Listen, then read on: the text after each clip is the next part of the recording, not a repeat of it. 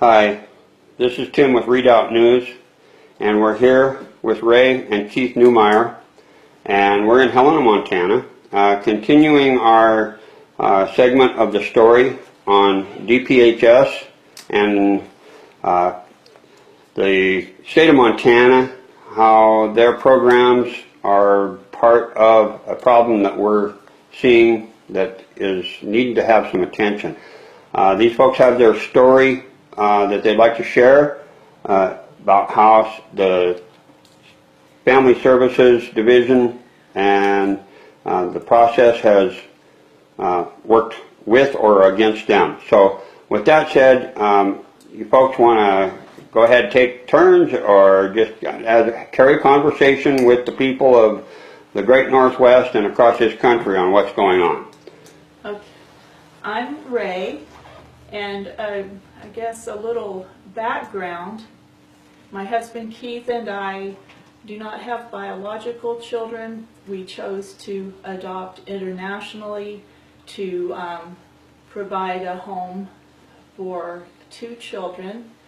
And in August of 2013, we traveled to Ukraine after completing a mountain of paperwork and proving to 2 countries that we are well able to parent. Like I said, we traveled to Ukraine and we met a little 6-year-old boy, and after meeting with him for 2 weeks, we knew that we could be a family. We adopted him and brought him home. Within 6 months of being in America, he was speaking the language without accent, just really bonding into our family, and everything was going so well, we decided we would go back and adopt another child. And in 2014, we traveled to Ukraine again and met a teenage girl, and we decided to adopt her, and we brought her home in October of 2014. And for a few months, things seemed to be going fairly well. And then around the 6-month mark, she started withdrawing from us. And then, unbeknownst to us, she was making allegations at school, and then the next thing we know, Child and Family Services is involved in our lives. And so in October 2015, our children were removed from our home, and we have just had a really difficult time from that point forward. How old were your children when CPS came in? Again, that's part of this agency that's behind DPHS, the Department of Public Health and Services. How old were the children when they were virtually ripped from your home? Our children at the time were 8 and 15, 14. So they were very young in influential ages. Yes, they were young. Our daughter had been in our home less than a year. Our son had been in our home 2 years, and they were taken. In all of this, the caseworker in the state, they just ignored all of the stuff we had done before. They didn't want to hear about the home studies that we had completed to adopt these kids. They didn't want to talk to friends or family who knew us and knew about our lives and how we interacted with our children. They didn't want to even talk to a number of professionals who suggested it was best to leave the kids in our home. They didn't even want to come over to our home. It was like they're just obsessed with this allegation. They really didn't want to come and get to know us. They never really wanted to know us. One of the things that I think that we're hearing across the state of Montana, and I think I know it's not exclusive to Montana, and your story here is very similar to others that we're hearing, where due process on not only your rights, guaranteed by our Constitution, but the rights of these children are being violated. Would you be in a position to argue that? I'm thinking probably not. Your due process rights in this policy that they are using is way out there. Is that right? Right. It just didn't seem that they were even really concerned about. It was almost like they weren't concerned about what really might have happened. They were just concerned about, getting the children out of the home and keeping them from us. We're always hearing about. We want to be very coming from the heart to protect children. We hear this every day. We hear it in our schools. We hear it in society from every department that's involved, from the Department of Justice down to our local deputies that are on the street, that the safety of the children is paramount. And we agree with that. What the problem that we're seeing is this bureaucracy that continues to fuel on itself has gone beyond that original intent from what we're seeing. In your case, do you think that there's a good cause to look into who's behind making these decisions, to not look at the whole picture, or do you think they've given you a fair a hearing process according to due process? No, it was all very, very biased and very. It was all very railroaded. Who we were and who even the people we hang out with and how we conduct ourselves was never considered.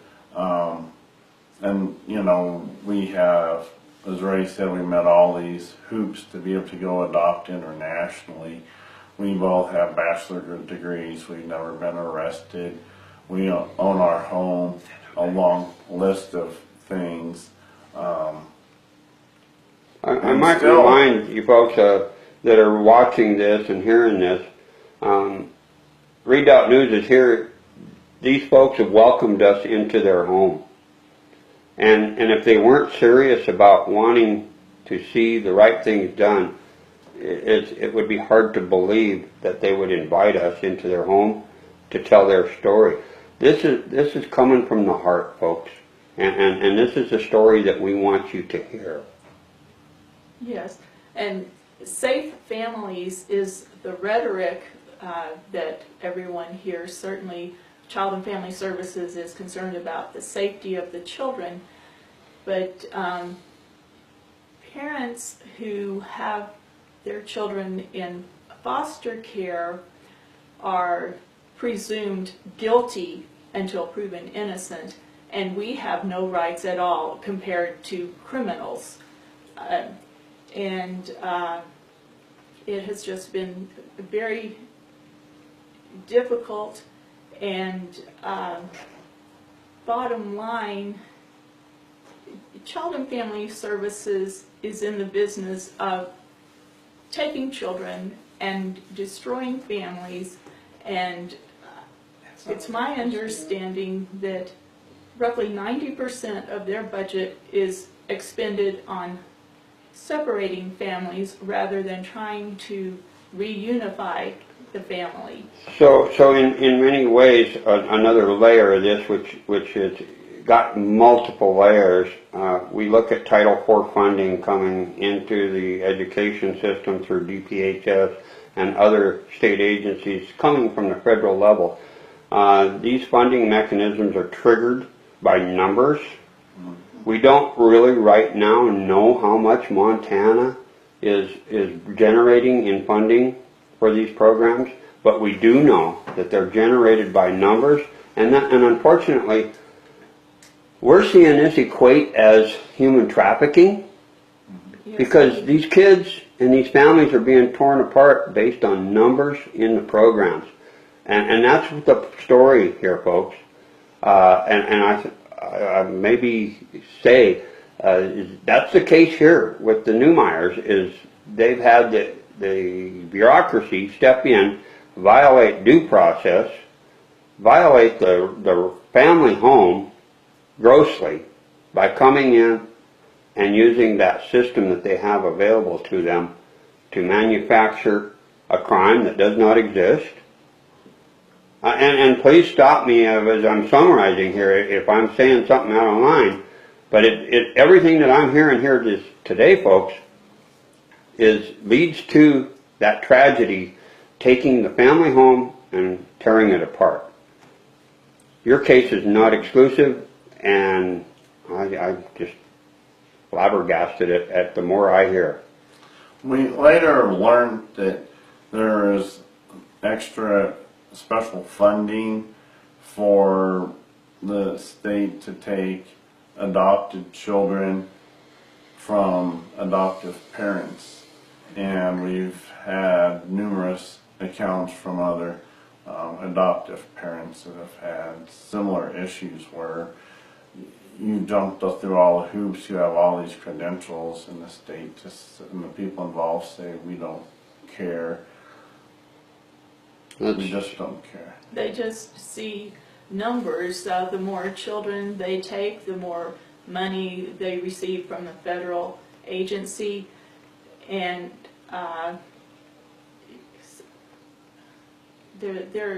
it's more than just Child and Family Services. The money that comes in from having these children in foster care, you've got medical personnel, medication managers, therapists, any number, the judicial system itself, guardian ad litems, the CASAs, so many people who have their fingers in the pie, receiving federal compensation for all of these businesses or industries. I guess I have to say the saddest thing about it, sort of like you asked about these people supposedly working for the best interests of the children, but that, in our case, that we haven't seen that, and in other people's cases, they haven't seen that.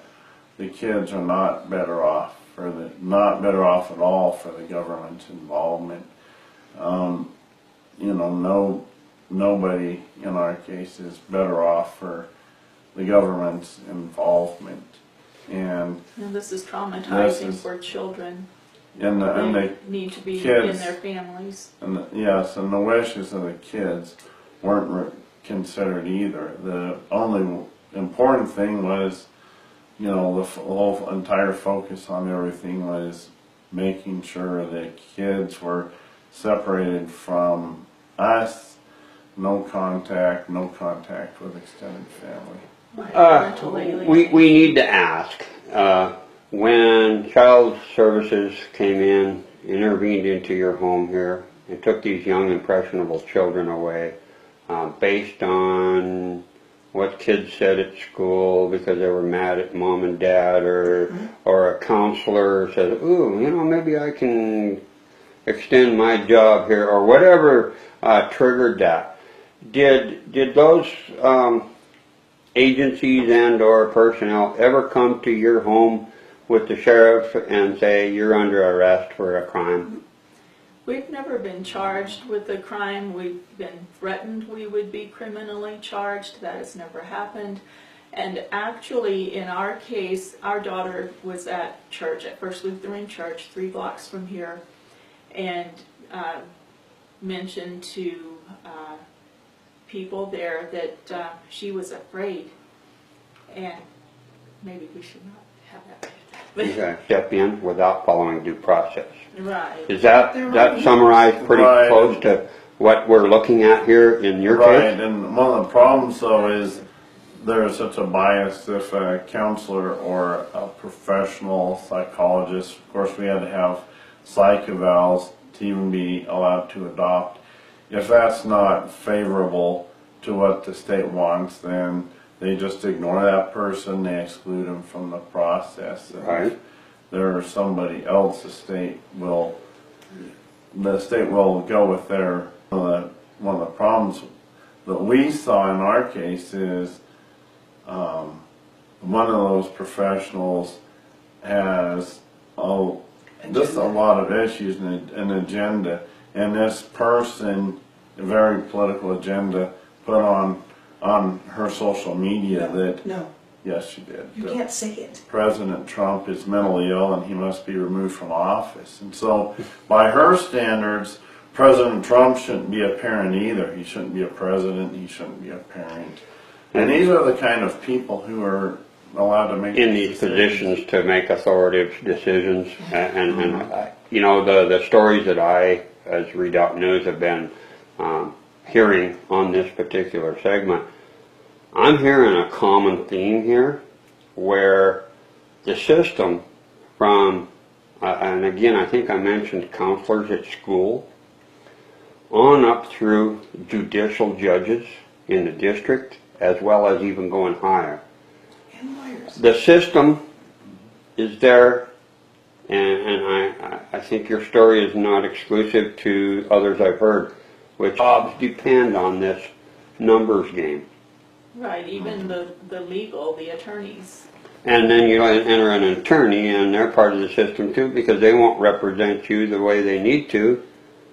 I've heard that as well, What they say. where they make a decision on your behalf. It's not in your best interest.